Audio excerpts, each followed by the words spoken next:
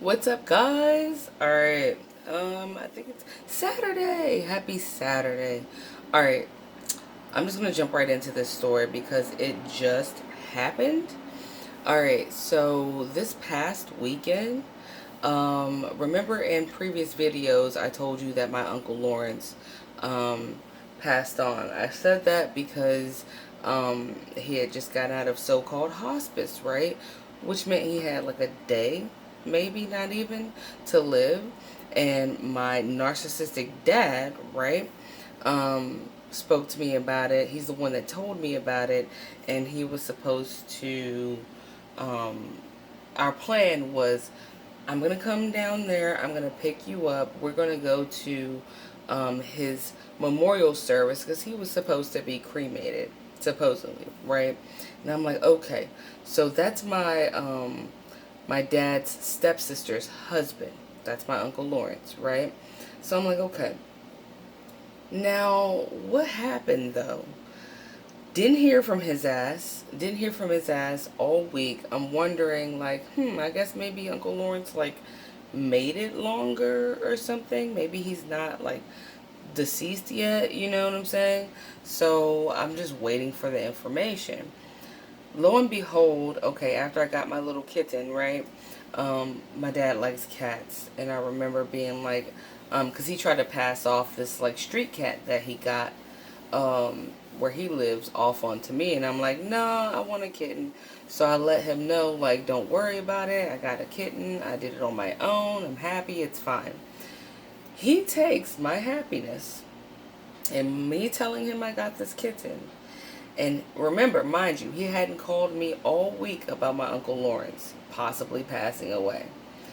What he did was he called me yesterday, though, and was like, oh, yeah, he sounded all, like, fake bad, like when you're trying to call out of work and you're not really sick.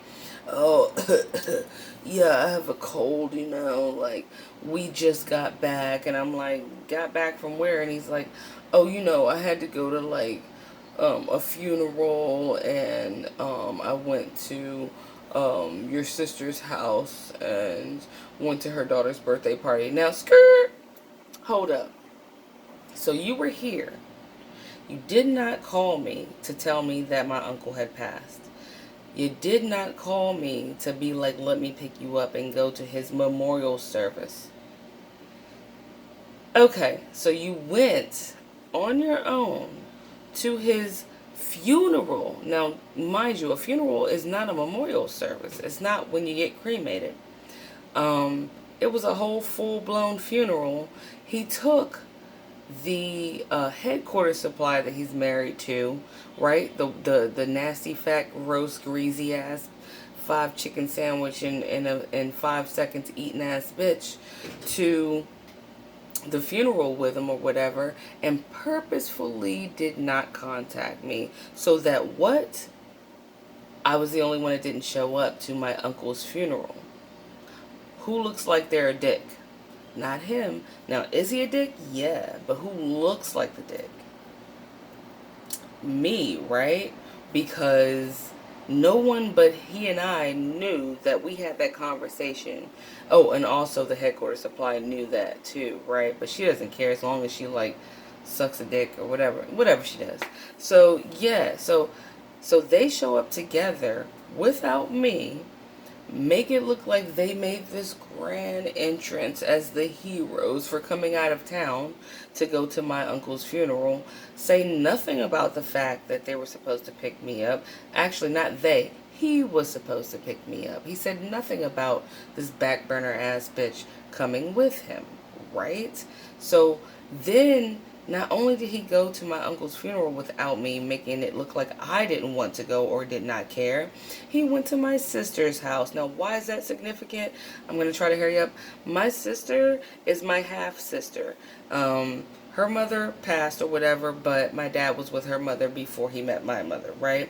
And not only did my dad abandon her or whatever, he didn't even let on to the fact that I had a sister. I found out later that I had a sister, and when I was like 15, due to certain circumstances, we bumped into each other, so he could not run away from the fact that that was my sister. especially because we have a very interesting last name. Anyway, and no one else has that last name. So anyway, so I ended up meeting my sister, when I was like 15 or whatever, and she grew to resent me because she it's almost like she blames me for the fact that she feels like I had more time with this narc bastard that we call dad, right? That's not the case. I never had time with him. I really didn't. And the only time I had was court ordered, okay? But she doesn't know that shit. And even if she did know that shit, fuck her for blaming me for that motherfucker, right? But that's what they do. They pit siblings against each other. Okay, fast forward. My sister in her 40s finally got in vitro and had a baby, right? Which would make it my only niece. I don't have nieces and nephews. I only have one sister.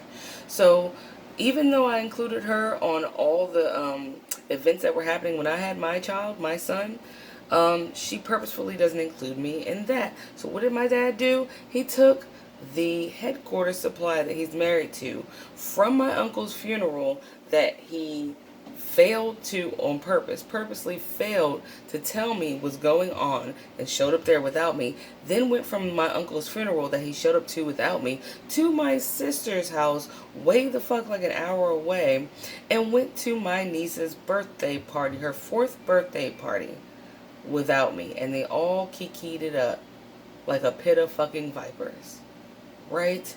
And of course, I'm pissed, so I'm like, I gotta call my family. I gotta find their numbers, explain to them why I was not there, right? And of course, he set it up so that when I did call them and be like, hey, he was my ride, he didn't say anything about this, no one told me about this, right? They're like, oh, I mean, he's fine. Like, he just totally showed up with his wife and they couldn't stay long. They just popped in for like 20 minutes and left, and they had other things to do, and they did not believe me.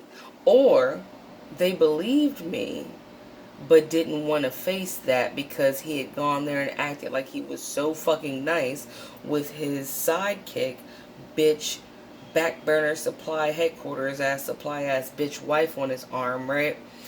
Both of them tag teaming to pretend to my family that they were just like, really sorry about, the death of my uncle, and they were just there to support. Really, it was a tag team effort to try to shit on me, bruh. Right? Let me tell you something. That headquarters supply, whoever that supply is, they're a team. They work together to fuck you up. They do. They do. If you think they're not working together, they do. To make it look like as a team that they were like this wholesome family. He did that shit with the funeral, and he did that shit with my niece's birthday. All the while purposefully not showing up here. Why? To try to hurt me, right? And to make me look bad in front of my family. And to make me look crazy. Because when you try to tell somebody that that shit was a setup, they're like, oh my God, come on, like, who would do that? That motherfucker will do that. The narc will do shit like that. And then you look crazy, right? You look like you're delusional. You look like you're lying, that you really didn't want to. Like in my case, I look like I didn't really want to show up, and that was my excuse for not showing up, when really it was a legitimate excuse for not showing up because I legitimately did not know, right? While him and my sister and his fucking headquarters supply ass wife all got together too and chilled at her house, knowing full well he should have called me and didn't, right? And so now what position does that put me in? In a position that I can't even speak out about it to them. Why? Well, because they won't believe me, because he's the one that showed up.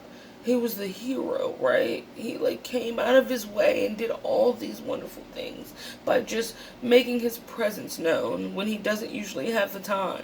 He's retired, he doesn't do shit. He has the time, right? That brings me to crazy making and shit.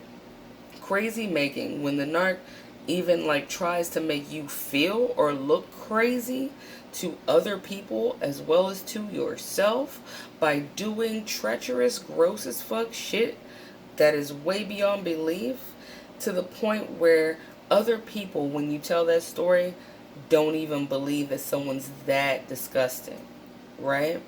And it puts you in a place of isolation, which is where demonic entities want you. They want you isolated, right? Because when you're isolated, more than likely you'll go within and you'll just shut the fuck up about it. Okay, I don't have a lot of time on this one. I'll probably eventually have to like elaborate in another video, but I just wanted to share that with you guys, that that shit happened. And they do set people up, flying monkeys, that some flying monkeys don't even know they're flying monkeys. Like those family members, they don't even know that they're like a part of the plan. You know what I'm saying? All they know is, well, he showed up and this and that, but really his plan was, and this is how sick it is and how small this is, that he turned big. You got a cat. You didn't need me to get a kitten. And because that kitten made you happy, I'm going to have to call you now and say something that's going to make you extremely unhappy. All I did was share a photo of the cat and said, I'm not going to adopt the cat that you have. And from that, he took that and was like, oh, bitch, you're happy? Okay, by the way, let me call you, even though I didn't call you when I was supposed to for a whole week, about a funeral and your only niece's birthday party. I'm going to take the time to call you now really quickly. And then he hung up just to let you know that I was there. And I went to all those events and I made you look like shit. Crazy making. It's a setup. Anyway, I'll be back tomorrow with another video. I have a better one for you. I just wanted to share that story. For real. It was so fucking sick. Alright. Love you guys. Bye.